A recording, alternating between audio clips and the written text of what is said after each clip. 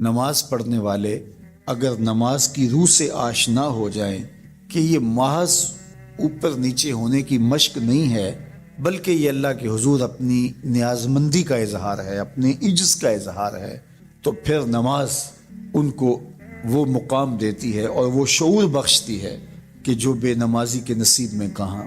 انسان کے اشرف اعضاء اس کے سر میں ہیں، بولنے کی قوت زبان سر میں، دیکھنے کی قوت آنکھیں سر میں، سننے کی قوت کان سر میں، سوچنے کی قوت دماغ سر میں، سونگھنے کی قوت ناک سر میں، اور یہ سر مالک کے در پہ۔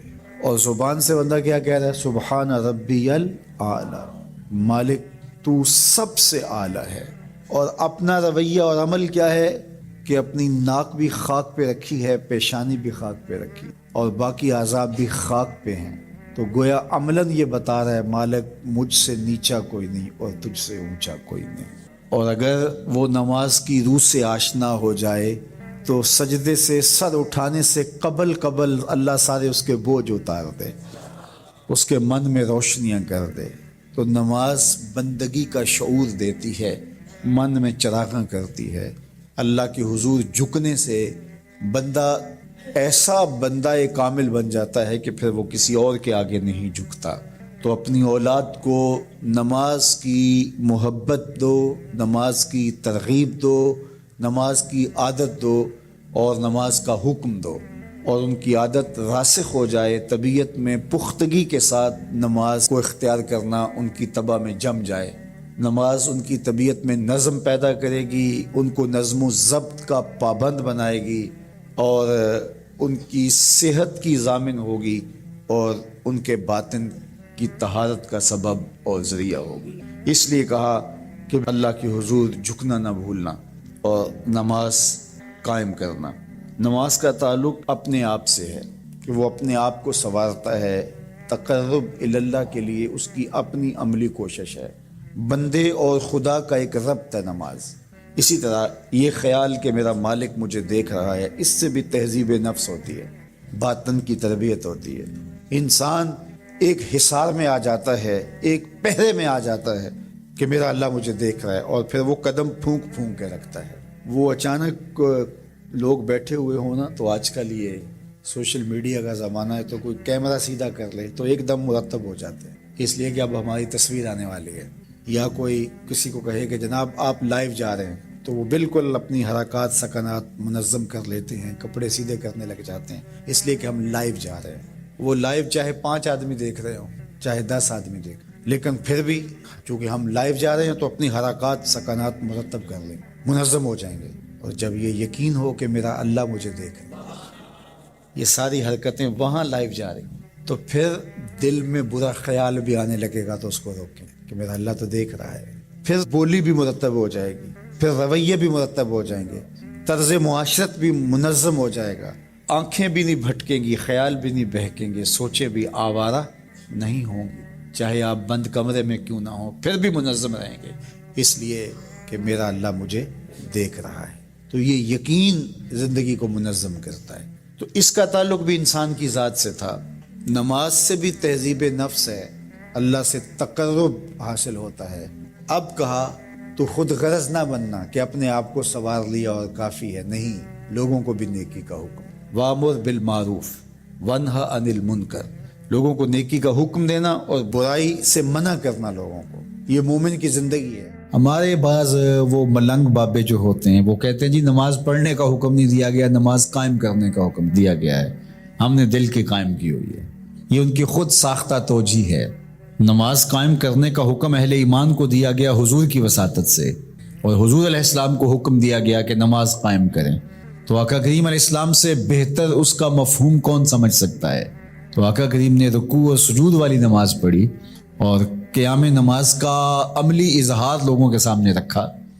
پھر اس کے اندر کیفیت کس قدر ہو تو یہ پھر جتنی قربت اللہ کی بندے کو نصیب ہوگی اس قدر وہ آگے بڑھتا چلا جائے گا۔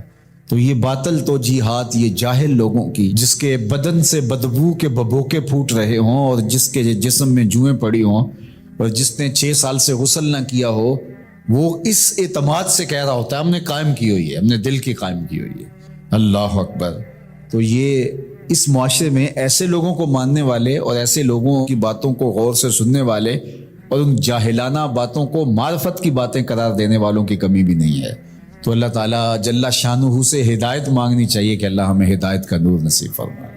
تو اقامت نماز سے کیا مراد ہے؟ اس کے فرائض کے ساتھ ادا کرنا، یا پھر رکوع سجود تلاوت کا اتمام اور اس میں خشوع کا اور خضوع کا اظہار اور اس میں مکمل ڈوب جانا کہ گویا تم اللہ کی عبادت کر رہے ہو تو اس کو دیکھ رہے ہو۔ اور حضرت عثمان غنی رضی اللہ تعالیٰ عنہ فرماتے ہیں کہ جس نے صحیح وضو کیا، حضور علیہ السلام سے روایت کہ جس نے صحیح وضو کیا جس طرح میں نے وضو کیا ہے اور 2 رکعت پڑھی اور اس میں اس کو کسی غیر کا خیال نہ آیا تو اللہ تعالیٰ اس کے پچھلے سارے گناہ معاف کر دیتا ہے صرف 2 رکعت سے۔ لیکن اگر ساری نماز ہی خیالوں سے بھری پڑی رہی اور تصورات کہیں اور بھٹکتے رہے اور انسان کھڑا نماز میں ہے لیکن بہکتا کہیں اور رہا تو پھر وہ نماز کی صحیح اقامت نہیں ہوگی۔ تو اقامت صلاۃ سے مراد جو ہے وہ یا تو اس کو فرائض و واجبات کے ساتھ ادا کرنا، اور دوسرا مفہوم کے خشوع کے ساتھ پورے اراکین کا اعتدال اور اتمام، تو دونوں اس کے مفہوم بیان فرمائے گئے ہیں۔ تو ظاہر ہے کہ ابتدا کے اندر تو کوشش ہوگی کہ فرائض واجبات پورے ہو جائیں، تو وہ خشوع اگر نہیں بھی حاصل ہو پایا تو پھر بھی کوشش جاری رکھنی چاہیے، نہ یہ کہ اب وہ تو کیفیت ہی نہیں نصیب ہو رہی تو میرا نماز پڑھنے کا کیا فائدہ۔ حضرت محدث کچوچوی علیہ رحمہ سے کسی مرید نے کہا حضرت نماز پڑھتا ہوں لیکن لطف نہیں آتا، مزہ نہیں آتا۔ تو آپ نے اسے سوالیہ انداز میں پوچھا کہ اس کے باوجود بھی پڑھتے ہو؟ اس نے کہا جی وہ تو فرض ہے، پڑھتا تو ہوں۔ تو آپ جھومنے لگے، فرمایا واہ واہ، تمہیں مزہ نہیں آتا پھر بھی پڑھتے ہو، اس کا مطلب ہے تم مزے کے لیے نہیں اللہ کے لیے پڑھ رہے ہو۔ تو اگر لطف آ جائے، وہ کیفیت، وہ حظ، وہ تو بہت بڑی بات ہے، لیکن اگر نہیں بھی ہے تو اس کا فریضہ تو ہے اس کی طرف سے جو عائد ہوتا ہے، تو وہ شکل بنا کے تو کھڑے ہوں، وہ صورت بنا کے تو کھڑے ہوں، تو کسی دن وہ کیفیت بھی پیدا ہو جائے گی۔ خورش دے بدر را جو کب کو حمام کہ یک روز افتد ہمائے بدام۔ سعدی شیرازی فرماتے ہیں کہ دانے ڈالتا رہے، چوغا ڈالتا رہے، کبھی کبوتر آئے گا، کبھی کوا آئے گا، کبھی کوئی اور فاختہ آ جائے گی، لیکن کسی دن وہ بھی آ جائے گا جس کے لیے تم یہ سب کچھ کر رہے ہو۔ تو اس لیے محنت کو جاری رکھو، کوشش کرتے رہو، تو ایک دن انشاءاللہ اس کیفیت میں بھی چلے جاؤ گے۔ دروازہ کھٹکھٹانا چھوڑنا نہیں ہے، دستک دیتے رہو، کبھی تو بوا کھلے گا نا، کبھی تو آواز آئے گی کھلا ہے دروازہ آ جاؤ اندر، پھر اندر سرور کی وادی ہوگی، کیف کا جہاں آباد ہوگا۔ اور آقا کریم نے ہمارے لیے آسانی پیدا فرما دی کہ اللہ کی عبادت اس طرح کرو کہ گویا تم اسے دیکھ رہے ہو، اور اگر یہ نہیں تو کم از کم یہ کیفیت تو ہو کہ وہ تمہیں دیکھ رہا ہے۔ تو اپنی اپنی کیفیت ہوتی ہے، بہرحال نماز کو ترک نہیں کرنا، بھرپور کوشش ہو کہ خشوع و خضوع کے ساتھ نصیب ہو۔ نماز کا حکم صادر کیا گیا ہے۔ نماز اللہ کے قرب کا ذریعہ ہے۔ بندہ سجدے میں سب سے زیادہ اپنے رب سے قریب ہوتا ہے۔ انسان اشرف المخلوقات ہے۔ جتنی بھی مخلوقات کے انداز عبادت ہیں وہ سارے نماز کے اندر جمع کر دیے گئے۔ قیام، رکوع، قومہ، جلسہ، سارا کچھ نماز کے اندر جمع کر دیا گیا۔ بلکہ ایک روایت میں آتا ہے کہ جب کوئی شخص نماز پڑھنے کے لیے کھڑا ہوتا ہے تو فرشتوں کی 10 صفیں ہیں جو تعجب اور غش کرتی۔ صاحب قوت القلوب شیخ ابو طالب مکی نے اس کا مفصل تذکرہ فرمایا ہے کہ کچھ فرشتے قیام میں ہیں، کچھ فرشتے قعود میں ہیں، کچھ فرشتے رکوع میں ہیں، کچھ فرشتے سجدے میں، کچھ تسبیح کر رہے ہیں، کچھ تحلیل کر رہے ہیں، کچھ استغفار طلب کر رہے ہیں، کچھ ثنا کرتے ہیں، کچھ درود پڑھتے ہیں اور کچھ دعا مانگ رہے ہیں۔ جو رکوع کرتا ہے وہ ہمیشہ رکوع میں ہے، سجدہ اس کا مقصود نہیں ہے۔ جو قیام میں ہے وہ قیامت تک قیام میں ہی رہے گا۔ جو تسبیح کر رہا ہے اس کا وظیفہ تسبیح ہی ہے۔ جو ثنا میں لگا ہے وہ ثنا کو ہی ساری زندگی قیامت تک اپنائے رکھے گا۔ جو استغفار طلب کر رہا ہے وہ استغفار میں ہی ہے۔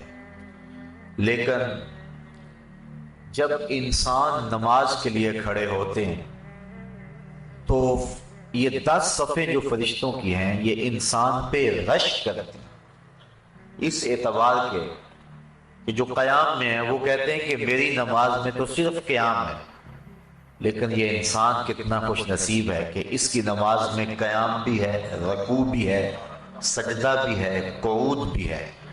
استغفار والے کہتے ہیں کہ میرے پاس صرف استغفار ہے، ثنا والا کہتا ہے کہ میرے پاس صرف ساری زندگی ثنا ہے، لیکن اس کی نماز میں ثنا بھی ہے، اس کی نماز کے اندر استغفار بھی ہے، اس کی نماز کے اندر دعا بھی ہے، اس کی نماز کے اندر درود بھی ہے، اس کی نماز کے اندر سلام بھی ہے۔ تو اس طرح فرشتوں کی جو 10 صفیں ہیں جو مختلف نوعیت کے طرز عبادت میں لگی ہوئی ہیں، تو حضرت انسان کی عبادت پر فرشتے بھی رشک کرتے ہیں کہ یہ کتنا اللہ کا مقرب ہے کہ اللہ نے اپنی عبادت کے سارے طریقے اور اپنے کو پکارنے کے سارے انداز ایک انسان کو عطا کر دیے۔ نماز اللہ کے قرب کا سب سے بڑا ذریعہ ہے۔ حضرت شیخ مجدد الفسانی علیہ رحمہ فرماتے ہیں کہ جو لذت نماز میں ہے وہ کسی اور جگہ موجود نہیں ہو سکتی ہے۔ نماز کی فضیلت، مجد و شرف، اس کا انداز اور اس کا آپ اندازہ اس سے لگا سکتے ہیں کہ نماز تو مجد و شرف اور فضل و کمال کا سبب ہے ہی، جو اذان ہے اس کی اتنی برکتیں ہیں کہ حضور نبی رحمت صلی اللہ علیہ وآلہ وسلم نے فرمایا المؤذنون اطول الناس اعناقا یوم القیامہ، قیامت کے دن سب سے اونچی گردنیں اذان دینے والوں کی ہوں گی۔ یہ حضرت معاویہ رضی اللہ تعالی عنہ سے مروی ہے۔ قیامت کے میدان کے اندر جب لوگ چلیں گے تو سب سے اونچی گردنیں مؤذن اذان دینے والوں کی ہوں۔ بلکہ ایک شخص حضور کی خدمت میں حاضر ہوا اور وہ عرض کرتا ہے کہ حضور مجھے ایسے عمل کی نشاندہی کیجیے کہ میں وہ عمل کر کے جنت میں داخل ہو جاؤں۔ تو حضور نے فرمایا کن مؤذنا، تو مؤذن بن جا، پنجگانہ اذان دیا کر۔ اس نے کہا لا استطیع، میں اس کی استطاعت نہیں رکھتا۔ وقت پر آنا، سب نمازیوں سے پہلے آنا اور وقت کا خیال رکھتے ہوئے اذان دینا، یہ سب سے مشکل کام ہے۔ اس نے کہا کہ میں اس کی استطاعت نہیں رکھتا۔ فرمایا کن اماما، اچھا پھر تو امام بن جا۔ اس نے عرض کی لا استطیع، میں اس کی استطاعت بھی نہیں رکھتا۔ تو پھر حضور نے ارشاد فرمایا فقم بإزاء الامام، تو پھر امام کے پیچھے کھڑا ہو جانے والا ہو جا۔ تو اگر کوئی شخص جنت میں داخل ہونا چاہتا ہے تو ان 3 چیزوں میں سے ایک چیز اس کو ضرور اختیار کرنا پڑے گی، یا مؤذن بن جائے، یا امام بن جائے، یا امام کے پیچھے کھڑا ہونے والا ہو جائے۔ تو نماز کی جو فضیلت ہے وہ تو ہے ہی، اذان کی اتنی فضیلت ہے۔ کل قیامت کے دن مؤذن حضرت بلال حبشی کی قیادت کے اندر جنت میں جائیں گے اور ان کی گردنیں لوگوں سے بلند ہوگی۔ بلکہ نماز کے لیے ایک مؤذن تو اذان دیتا ہے، اس کی تو برکتیں ہیں ہی، ایک حدیث میری نظر سے گزری، لا تسبوا الدین لأنہ یوقظ للصلاۃ، فرمایا کبھی مرغے کو گالی نہ دینا، یہ تمہیں نماز کے لیے جگاتا ہے۔ جو مرغا نماز کے لیے بیدار کرے وہ محبوب بن جاتا ہے، تو جو نماز کے لیے اذان دے وہ کتنا محبوب ہوتا ہے۔ وہ محبوب ہوتا ہے تو جو نماز جو مقصود ہے جو پڑھے پھر اس کو اللہ کی محبت کتنی حاصل ہوتی ہے۔ بلکہ جب کوئی شخص ندا دیتا ہے، حدیث شریف میں لفظ ہیں حضرت ابو ہریرہ رضی اللہ تعالی عنہ سے مروی ہے، جو شخص ندا دے اور پھر جو اس کا جواب دے۔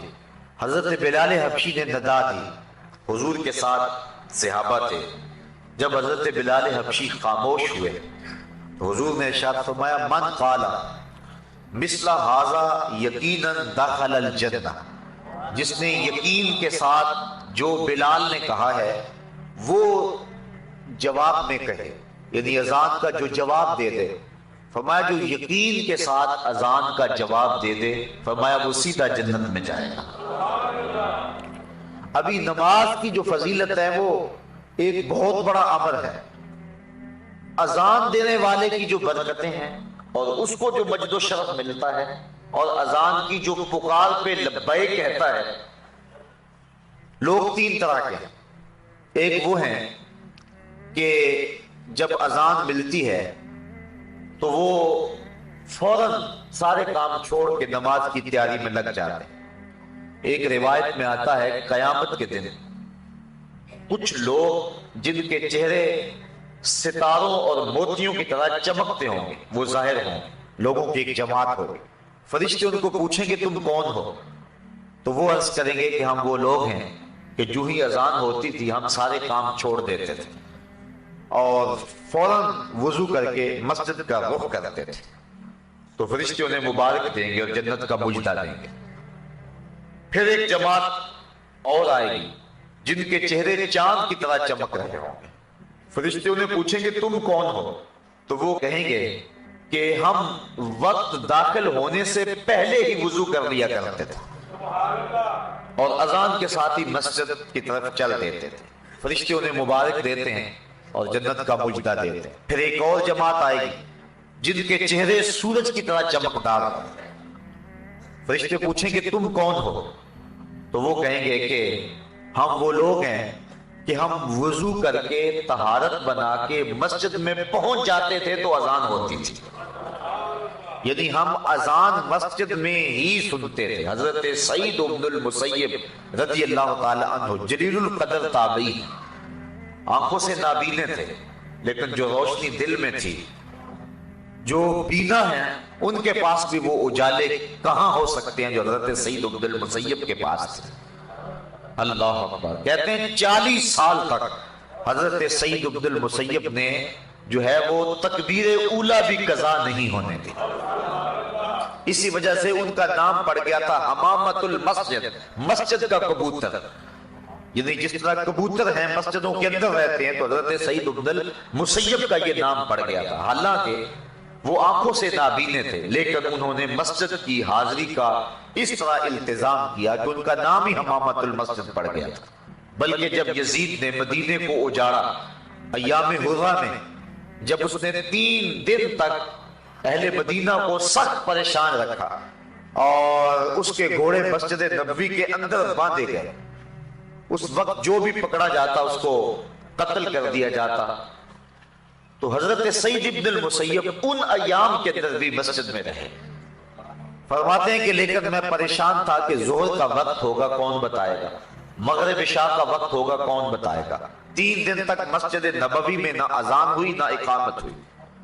یہ بڑے خطرناک دن آئے ہیں اور یہ یزید بدبخت نے جس طرح کربلا میں ظلم کیا، اس نے مکہ المکرمہ میں بھی ظلم کیا اور اس نے مدینہ رسول میں بھی ظلم کیا، اور 3 دن تک مسجد نبوی میں اس کے ظلم کی وجہ سے اذان اور اقامت نہیں ہوئی۔ حضرت سعید بن المسیب آنکھوں سے نابینے تھے اور جب بھی کوئی یزید کے فوجی آتے تو نابینا سمجھ کے چھوڑ جاتے۔ فرماتے ہیں میں پریشان تھا کہ مجھے نمازوں کے وقت کا کون بتائے گا۔ اس مشکل وقت میں انہیں یہ پریشانی لاحق تھی کہ کہیں نماز کا وقت نہ گزر جائے۔ تو کہتے میں حضور کے روضے کے پاس بیٹھا تھا، فلم ازل اسمع الاذان والاقامۃ من قبر رسول اللہ صلی اللہ علیہ وسلم، فرمایا جب بھی پھر نماز کا وقت آیا گنبد خضرا سے اذان کی آواز بھی آئی اور اقامت کی آواز بھی آئی۔ تو جو شخص اہتمام کریں کہ ہم نے تکبیر اولا کو قضا نہیں کرنا ہے، ان کے لیے پھر اللہ یوں بھی اہتمام فرما دیتا ہے، ان حالات میں بھی ان کی تکبیر اولا قضا نہیں ہوئی اور 3 دن تک گنبد خضرا کے مکین کے ساتھ مل کے نمازیں پڑھتے رہے۔ یہ حضرت سعید بن المسیب رضی اللہ تعالی عنہ کا اعزاز ہے، یہ ان کی تکریم ہے، یہ ان کی عزت افزائی ہے۔ اللہ اکبر۔ حضور فرمایا کچھ لوگ مسجدوں کی میخیں ہوتی ہیں، جس طرح کیل ٹھکا ہوتا ہے وہ مسجدوں میں یوں وابستہ ہوتے ہیں، اور اگر کسی وجہ سے وہ مسجد کی حاضری سے قاصر ہو، بیماری کی وجہ سے اگر وہ مسجد میں نہیں آ رہے، اللہ کے فرشتے ان کا حال پوچھنے کے لیے جاتے ہیں۔ یہ ان کا اعزاز ہے، یہ ان کی تکریم ہے۔ بلکہ فرمایا سبعۃ یظلھم اللہ تعالی فی ظلہ یوم لا ظل الا ظلہ، امام عادل وشاب نشا فی عبادت اللہ ورجل قلبہ معلق بالمساجد ورجل دعته امرأة ذات منصب وجمال فقال انی اخاف اللہ ورجلان تحابا فی اللہ اجتمع علیہ وتفرقا الیہ ورجل تصدق بصدقة فأخفاها حتى لا تعلم شماله ما تنفق يمينه ورجل ذكر الله خاليا ففاضت عيناه۔ فرمایا 7 اشخاص ایسے ہیں قیامت کے دن جب کوئی سایہ نہیں ہوگا، اللہ ان 7 کو اپنے عرش کا ٹھنڈا سایہ عطا فرمائے گا۔ ان میں سے جو تیسرا شخص بیان فرمایا، حدیث طویل ہے، وَرَجُلٌ قَلْبُهُ مُعَلَّقٌ بِالْمَسَاجِدِ، وہ آدمی جس کا دل مسجد کے ساتھ لگا ہوا ہے، اسے جب بھی ڈھونڈو مسجد میں ملے گا، مسجد کے ساتھ وابستہ ہے، مسجد کی تعمیر کے لیے، مسجد کی آبادی کے لیے، مسجد کی صفائی کے لیے، اس کا دل مسجد سے وابستہ ہے۔ حضور فرمایا کل قیامت کے دن جب کوئی سایہ نہیں ہوگا، اس شخص کو اللہ اپنے عرش کا ٹھنڈا سایہ نصیب فرما دے۔ اللہ اکبر۔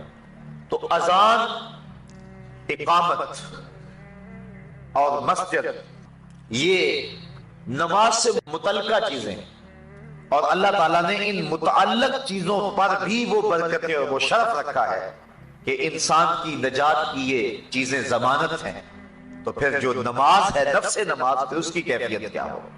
بلکہ ایک حدیث میں آتا ہے اذا صبب بالصلاۃ فتحت ابواب السماء واستجیبت دعاء، جب اقامت ہوتی ہے تو اللہ آسمان کے دروازے کھول دیتا ہے، اور یہ جو اقامت کا وقت ہوتا ہے، اس وقت جو دعا مانگو اللہ وہ دعا پوری فرما دیتا ہے۔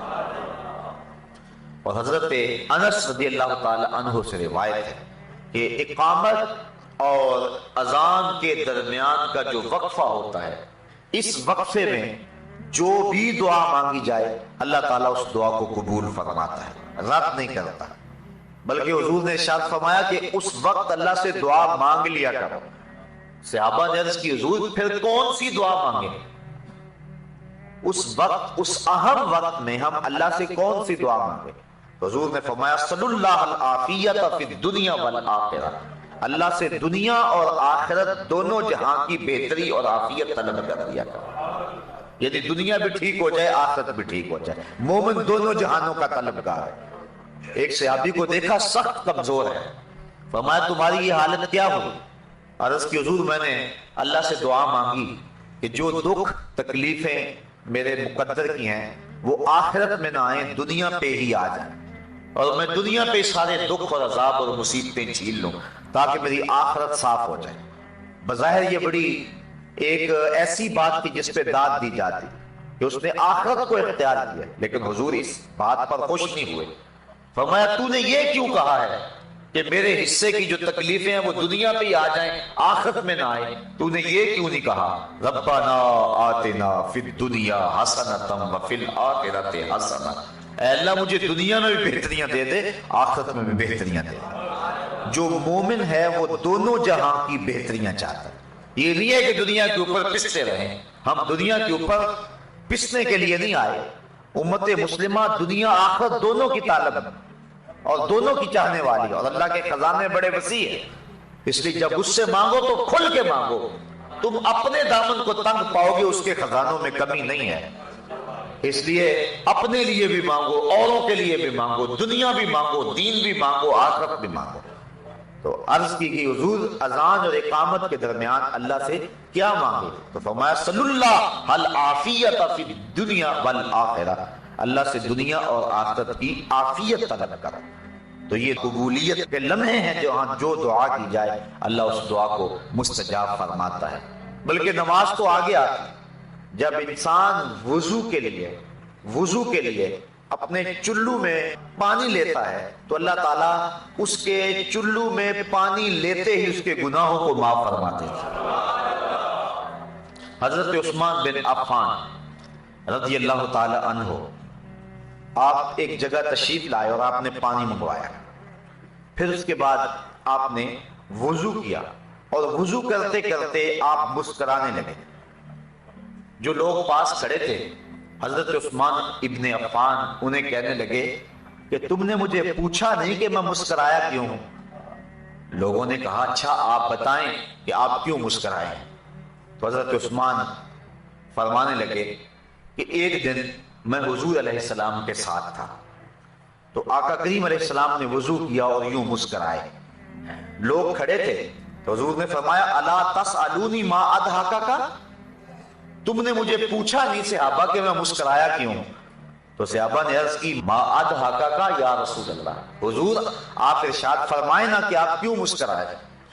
تو حضور نے ارشاد فرمایا ان العبد اذا دعا بوضوء فغسل وجهه حتى الله عنه كل خطيئة اصابها بوجهه واذا غسل ذراعيه كان كذلك واذا طهر قدميه كان كذلك۔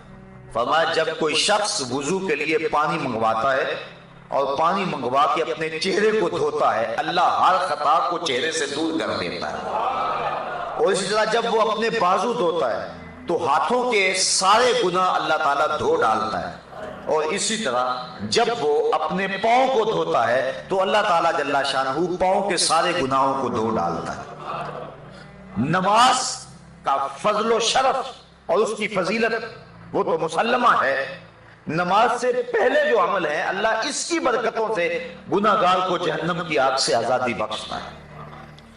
بلکہ جس جگہ پر نماز پڑھنی ہے اگر اس جگہ کو کوئی شخص اس کی صفائی ستھرائی کرے، ایک حدیث کے اندر لفظ ہے کہ اخراج القمامۃ منہا مہور الحور العین، جو شخص مسجد سے کوئی تکلیف دہ چیز، کوڑا کرکٹ یا کوئی گندگی وہاں سے نکال کر کے باہر پھینکے، تو حضور نے فرمایا یہ موٹی آنکھ والی حوروں کا حق مہر ہے۔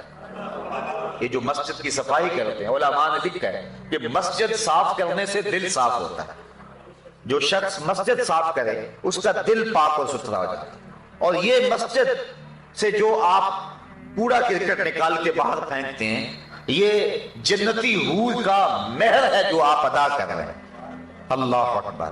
بلکہ حضور علیہ السلام نے ارشاد فرمایا من بنا للہ مسجدا، جس نے اللہ کے لیے مسجد بنائی، کس لیے یذکر فیہ، تاکہ اس مسجد میں اللہ کا ذکر ہو، فرمایا بنى اللہ لہ بیتا فی الجنہ، اللہ اس کے لیے جنت میں گھر بنا دیتا ہے۔ اور ایک روایت میں ہے کہ جس نے تتر کے گھونسلے کے برابر، یعنی حجم میں تھوڑی جگہ پر مسجد بنائی، علماء نے یہ لکھا ہے یہ نہ کہو فلاں مسجد چھوٹی ہے یا فلاں مسجد بڑی، یہ نہ کہو، کیونکہ کوئی بھی اللہ کا گھر چھوٹا نہیں ہے، سارے بڑے ہیں۔ یہ کہو فلاں میں نمازی زیادہ آتے ہیں، فلاں میں نمازی تھوڑے آتے ہیں، نمازیوں کی گنجائش کم ہے فلاں میں، اور فلاں میں جو ہے وہ نمازیوں کی گنجائش زیادہ ہے، یہ کہو۔ بعض ہم عموماً ہمارے ہاں روزمرہ یہی ہے، ہم کہتے ہیں وہ چھوٹی سی مسجد، چھوٹی نہیں کہنا چاہیے مسجد کو، جس چیز کا تعلق رب سے ہو جائے پھر وہ چھوٹی نہیں رہتی، وہ بڑی ہو جاتی۔ اس لیے اس مزاج کو بدلنے کی ضرورت ہے۔ بلکہ واصف علی واصف نے ایک بڑی خوبصورت بات لکھی، اس نے کہا مسجد کیا کوئی بھی شے چھوٹی نہیں ہے، کوئی شے چھوٹی تب نظر آتی ہے اسے دور سے دیکھا جائے یا پھر غرور سے دیکھا جائے۔ جب کسی کو دور سے دیکھو یا پھر غرور سے دیکھو تو وہ چھوٹا نظر آئے گا، ورنہ کوئی بھی شے کارخانہ قدرت میں چھوٹی نہیں ہے، ہر شے باعظمت ہے۔ تو بالخصوص جس چیز کی نسبت جو ہے وہ اللہ جل شانہ اس کے رسول کریم سے ہو جائے وہ چیز چھوٹی نہیں ہو سکتی ہے۔ یہ کہو گنجائش اس میں تھوڑی ہے نماز میں۔ حضور نے حضرت عباس بن عبد المطلب رضی اللہ تعالی عنہ حضور کے رشتے میں چچا لگتے ہیں، ان سے پوچھا کہ چچا آپ بڑے ہیں یا میں بڑا ہوں؟ تو انہوں نے جواب عرض کی حضور سال میں نے زیادہ گزارے ہیں، بڑے آپ ہی ہیں۔ یہ نہیں کہا کہ میں بڑا ہوں، کہا سال میں نے زیادہ گزارے ہیں لیکن بڑے آپ ہی ہیں۔ تو جب نسبت اچھی جگہ ہو تو پھر اپنی زبان کو احتیاط کے ساتھ حرکت دینی چاہیے۔ تو علماء نے اس جزیے کو بیان کیا ہے کہ یہ نہ کہو چھوٹی مسجد یا بڑی مسجد، بلکہ کہو فلاں مسجد میں نمازیوں کی گنجائش تھوڑی ہے، چھوٹی اس کو نہیں کہہ سکتے ہیں۔ تو جس نے تتر کے گھونسلے کے برابر یعنی اتنی تھوڑی جگہ پر مسجد بنائی، اللہ اس کا بھی جنت میں محل بنا دیتا ہے۔ تو جس جگہ سجدہ کرنا ہے، جس جگہ پیشانی رکھنی ہے، اللہ اکبر، وہ جگہ بھی اتنی برکتوں کی حامل ہے۔ بلکہ فرمایا کہ خیر الاماکن، بہترین جگہیں روئے زمین پہ ہیں تو وہ مسجدیں ہیں، اور بدترین جگہیں اگر روئے زمین پہ ہیں تو وہ اسواق یعنی بازار ہیں۔ حکم ہے مسجد میں جلدی جاؤ اور دیر سے آؤ، بازار میں دیر سے جاؤ اور جلدی واپس آؤ۔ گو ہمارا انداز اس سے مختلف ہے، لیکن حکم یہی ہے کہ مسجد میں جلدی جاؤ، دیر سے واپس پلٹو۔ بلکہ ایک حدیث میں آتا ہے جس نے نماز فجر مسجد میں پڑھی اور پھر وہ ذکر و اذکار میں لگا رہا، بیٹھا رہا حتیٰ کہ سورج طلوع ہو گیا، اور پھر اس نے 2 رکعت پڑھے جس کو صلاۃ الاشراق کہتے ہیں، تو فرمایا اس کو مقبول حج اور عمرے کا اللہ ثواب عطا فرماتا ہے۔ اللہ اکبر۔ تو یہ برکتیں ہیں اللہ کے پاک گھر کی جہاں نماز ادا ہونی ہے۔ باقی رہی بات نماز کی، اس کی کیا فضیلت ہے، تو آئیے حضرت نبی رحمت صلی اللہ علیہ وسلم کا ایک فرمان جس کو امام بخاری نے حضرت ابو ہریرہ رضی اللہ تعالی عنہ سے نقل کیا ہے، صحابہ سے مخاطب ہو کے کہا ارائیتم لو ان نہرا بباب احدکم یغتسل کل یوم خمسا ما تقول ذلك یبکی من درنہ قالوا لا یبکی من درنہ شیئا قال فذلك مثل الصلوات الخمس یمحو اللہ بہ الخطایا۔ فرمایا صحابہ ایک بات تو بتاؤ، اگر کسی شخص کے دروازے کے سامنے سے کوئی نہر گزرتی ہو اور وہ دن میں 5 مرتبہ اس نہر میں غسل کرے، مجھے بتاؤ کیا اس کے بدن پر کوئی میل کچیل باقی رہے گی؟ صحابہ نے عرض کی حضور اس کے بدن پر کوئی میل باقی نہیں رہے گی۔ فرمایا یہی 5 نمازوں کی مثال ہے، جو شخص پنجگانہ نماز پڑھتا ہے اس کے بدن پر گناہوں کا کوئی میل باقی نہیں رہتا۔ اللہ تعالیٰ گناہوں کو دھو دیتا ہے جس شخص نے پنجگانہ نماز کا مزاج بنا لیا۔ صحابہ فرماتے ہیں، اور یہ بھی حضرت امام بخاری نے حضرت عبداللہ رضی اللہ تعالیٰ عنہ سے روایت نقل کی ہے کہ حضور سے سوال کیا گیا ای العمل احب الی اللہ، حضور سب سے زیادہ اللہ کو محبوب عمل کون سا ہے، یعنی کون سا وہ عمل ہے جو اللہ کو سب سے زیادہ محبوب ہے؟ قال الصلاۃ علی وقتہا، فرمایا وقت پہ نماز پڑھنا۔ اولاد بنی آدم کے جتنے بھی اعمال ہیں، اچھے نیک صالح اعمال، ان میں سے اللہ کو سب سے زیادہ محبوب عمل جو ہے وہ وقت پہ نماز پڑھنا ہے۔ ثم ایو، صحابہ نے عرض کی حضور پھر اس کے بعد؟ قالا ثم بر الوالدین، پھر والدین کے ساتھ حسن سلوک کرنا۔ نماز کے بعد سب سے زیادہ اہمیت والدین کے ساتھ حسن سلوک کی ہے۔ آج کل من جملہ قباحتوں میں یہ قباحت بہت زیادہ پائی جا رہی ہے کہ لوگ اپنے والدین کی تعظیم نہیں کرتے، ان کی تذلیل کرتے ہیں۔ حضور نبی رحمت صلی اللہ علیہ وسلم کی خدمت میں ایک شخص حاضر ہوا اور اس نے عرض کی کہ حضور میرا بیٹا اپنی چیزوں کو مجھے ہاتھ نہیں لگانے دیتا۔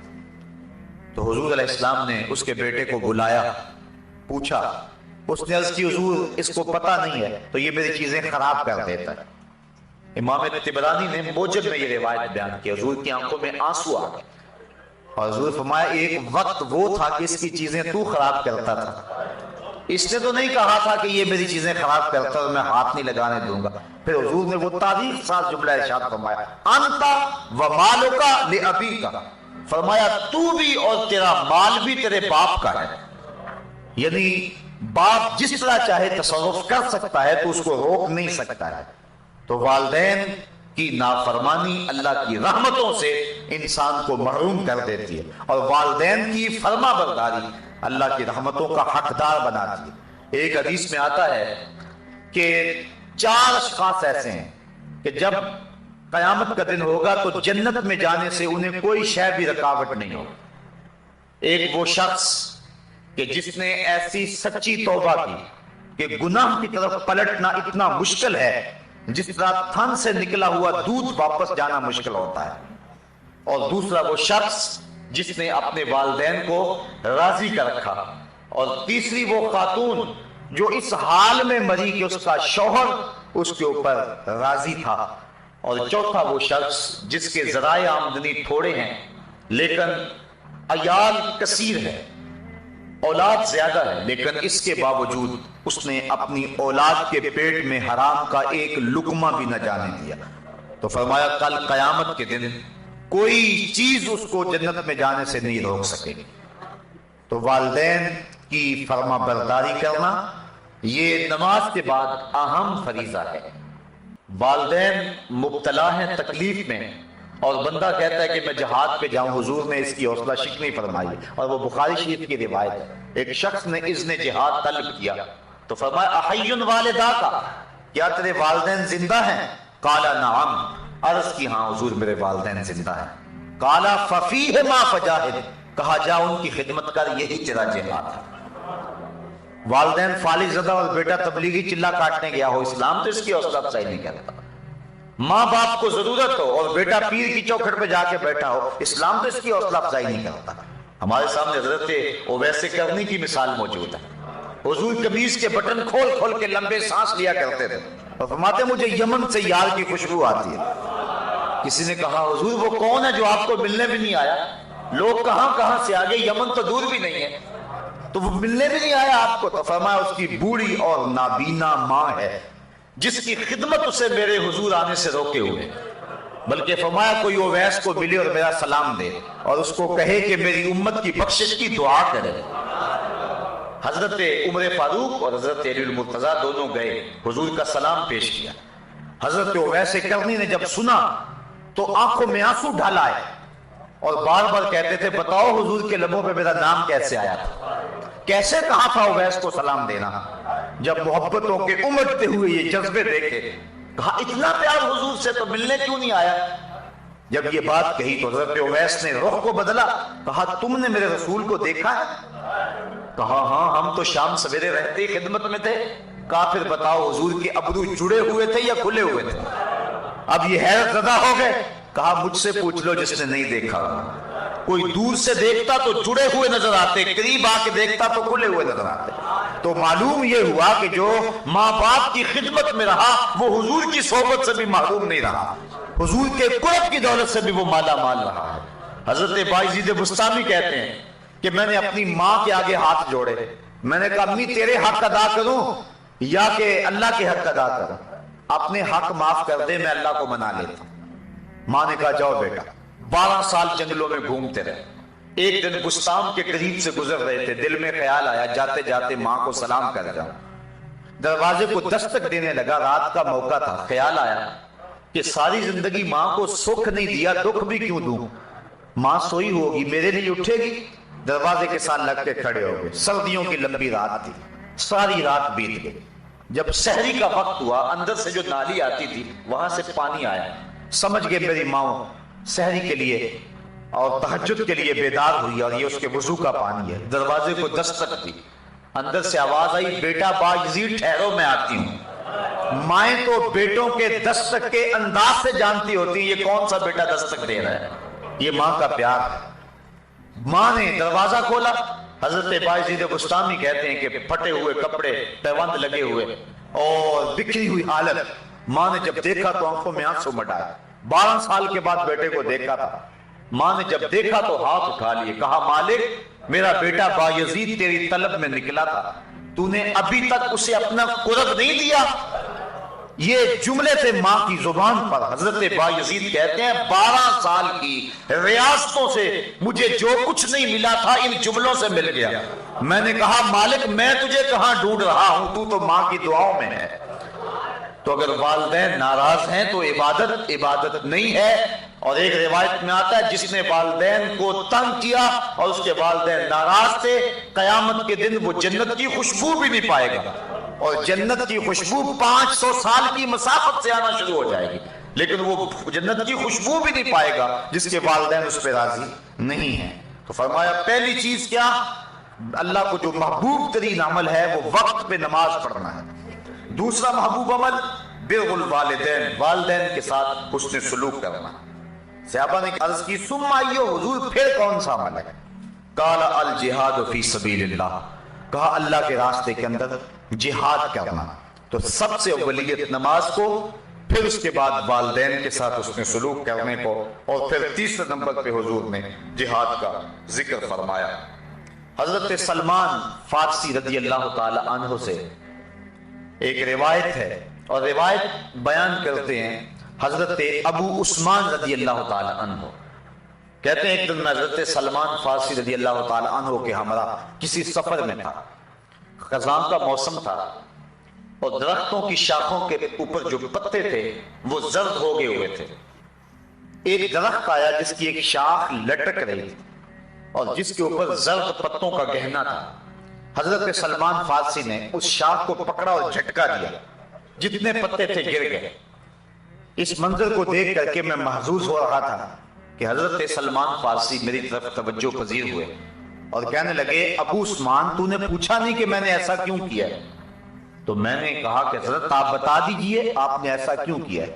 کہا ایک دن میں حضور کے ساتھ تھا، سفر کا موقع تھا اور موسم یہی تھا، درخت کی ایک شاخ لٹک رہی تھی جس کے اوپر زرد پتے تھے، حضور آگے بڑھے اور شاخ کو پکڑ کے حضور نے جھٹکا دیا تو جتنے بھی اس کے اوپر پتے تھے سارے گر گئے اور شاخ اسی طرح خالی ہو گئی۔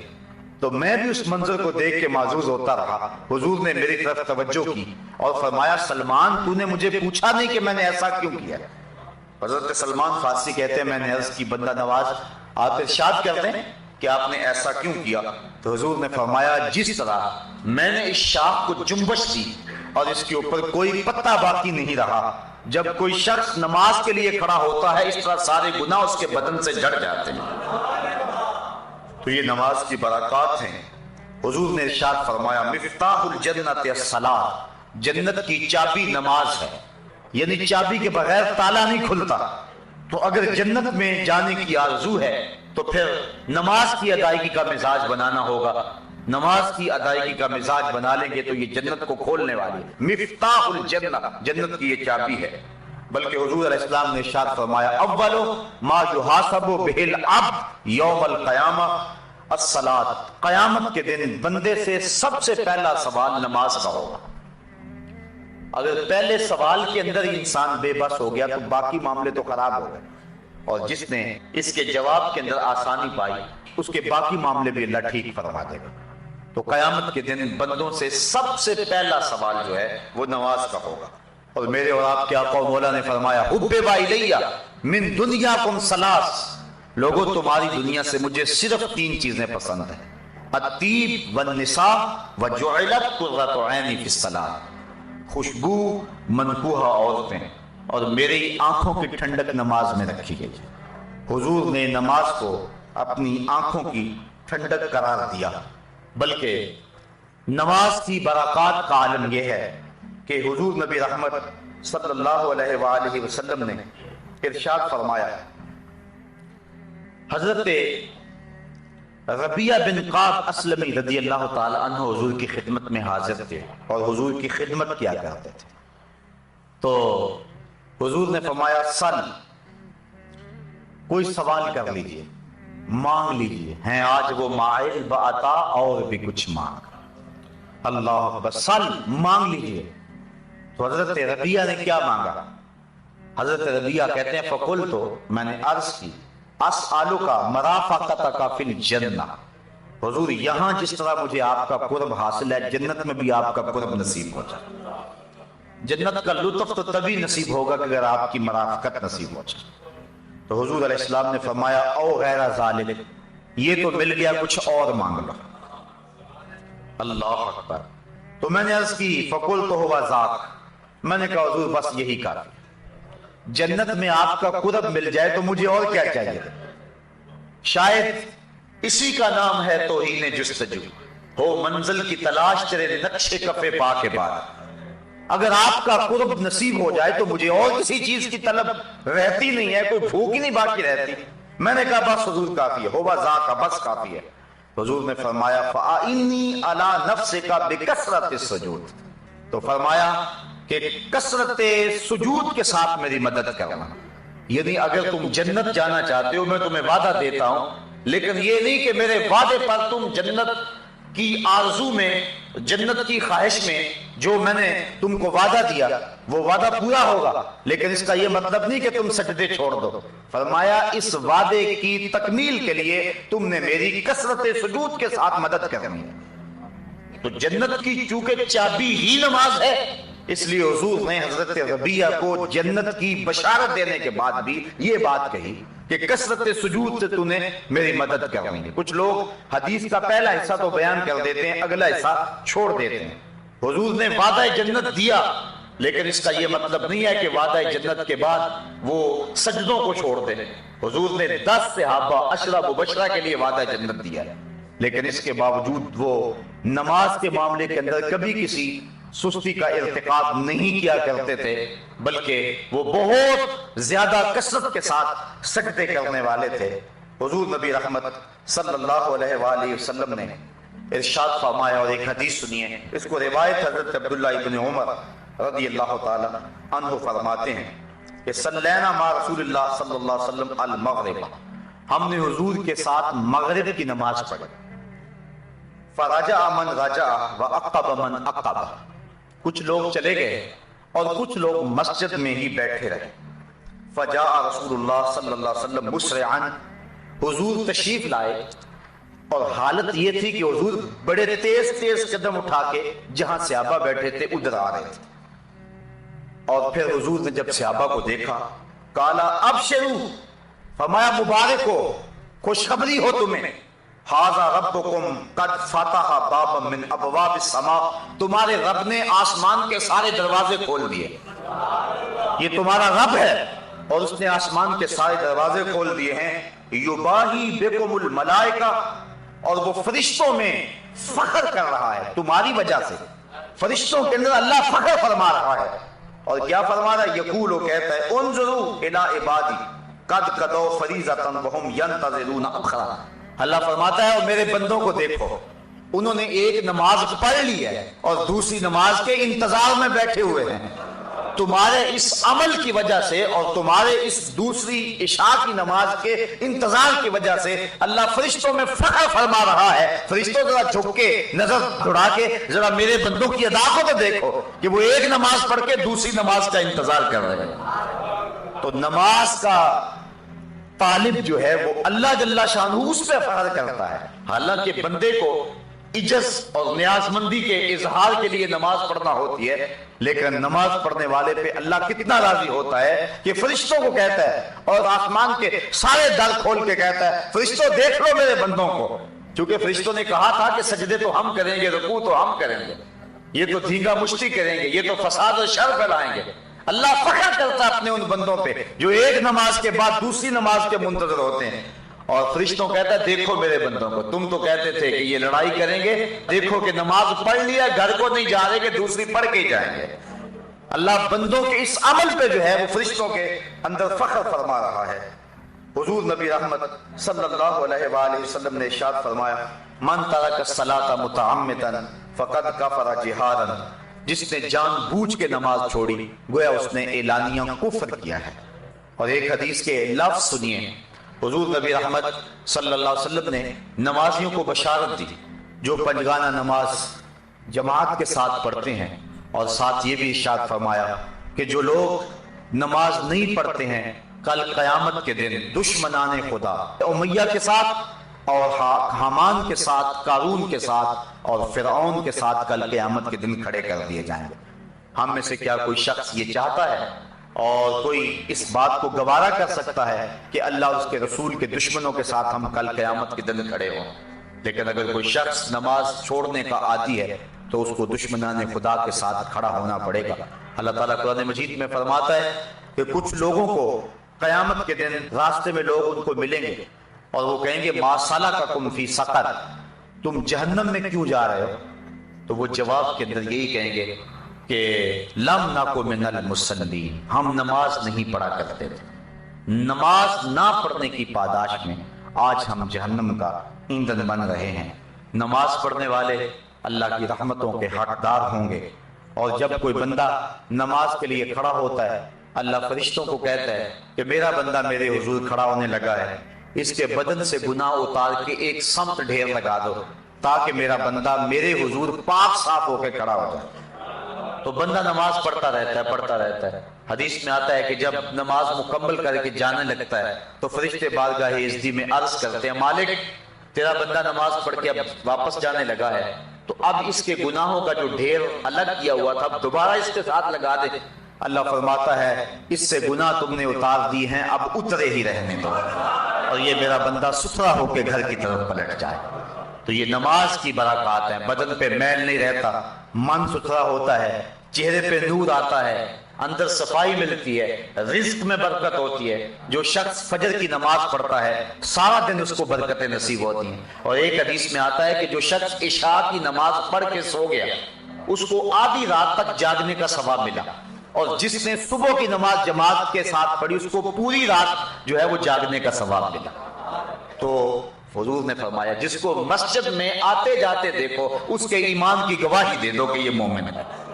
تو مسجد میں اہل ایمان جاتے ہیں اور مسجد اہل ایمان ہی آباد کرتے ہیں۔ صاحبو، نماز وہ پسندیدہ ترین عبادت ہے کہ اللہ کے محبوب علیہ السلام نے اس کو اپنے آنکھوں کی ٹھنڈک قرار دیا۔ وَجُعِلَتْ قُرَّةُ عَيْنِي فِي الصَّلَاةِ، فرمایا میری آنکھوں کی ٹھنڈک نماز کے اندر رکھی گئی ہے۔ ماہ صیام رمضان المبارک کے دامن سے جب نور ہمارے دل میں داخل ہوتا ہے تو ہم نے دیکھا کہ جو لوگ جمعۃ المبارک بھی نماز نہیں پڑھتے ہیں وہ بھی پنجگانہ نماز کے عادی ہو جاتے ہیں۔ کاش اس نور کو اپنے دل کے اندر ہم محفوظ کر لیں اور رمضان المبارک کے بعد بھی ہم نمازوں کے تسلسل کو باقی رکھیں۔ جس نے نماز ضائع کر دی گویا اس نے اپنے دین کو ضائع کر دیا، جس نے نماز قائم نہ کی اس نے دین کا ستون توڑ دیا، اور جس نے دین کا ستون توڑ دیا تو ستون کے بغیر چھت بلا کیسے قائم رہ سکتا ہے۔ اور یہ جو روایت میں نے آپ کے سامنے رکھی من ترک الصلاۃ متعمدا فقد کفر جہارا، جس نے جان بوجھ کے نماز چھوڑی گویا اس نے اعلانیہ کفر کیا ہے۔ صحابہ فرماتے ہیں مومن اور کافر کے درمیان ہم تو فرق نماز کو سمجھتے تھے، جو نماز پڑھتا تھا ہم سمجھتے تھے مومن ہو گیا تبھی پڑھتا، اور جو نماز نہیں پڑھتا تھا ہم سمجھتے تھے کہ وہ کافر ہے تبھی نہیں پڑھتا، مومن ہوتا تو ضرور پڑھتا۔ امام شافعی اور دیگر ائمہ کا فتویٰ یہ ہے کہ بے نمازی کو قتل کر دیا جائے، لیکن ہمارے امام حضرت امام اعظم ابو حنیفہ فرماتے ہیں نہیں، بے نمازی کو قتل نہ کیا جائے بلکہ اس کو حاکم وقت قید کر دے یہاں تک کہ وہ توبہ کرے اور نماز کا وعدہ کرے تو پھر اس کو چھوڑا جائے۔ حضرت غوث اعظم شیخ عبد القادر جیلانی علیہ رحمہ فرماتے ہیں کہ بے نمازی کو مسلمانوں کے قبرستان میں دفن نہ کرو۔ حضرت سلطان باہو فرماتے ہیں کہ بے نمازی سے خنزیر بھی پناہ مانگتا ہے۔ شیخ سعدی فرماتے ہیں بے نمازی کو قرض نہ دو، جو اللہ کا قرض ادا نہیں کرتا تمہارا قرض کیسے ادا کرے گا۔ تو یہ وعیدیں ہیں بے نمازی کے لیے، اور یہ خوشخبریاں تھیں احادیث کے ذخیرہ سے جو میں نے انتخاب کر کے آپ کے سامنے رکھی کہ اللہ نمازی کو کتنی برکتیں عطا فرماتا ہے اور اس کے اندر کتنے اجالے اور نور اترتے ہیں۔ اصل پتہ تو کل قیامت کے دن چلے گا، لیکن صاحبو جو دنیا کے اوپر نماز پڑھنے کا مزاج رکھتا ہے اللہ تعالیٰ جل شانہ آخرت کے اندر تو اس کو صلے دے گا ہی، اس کا دل طمانیت کے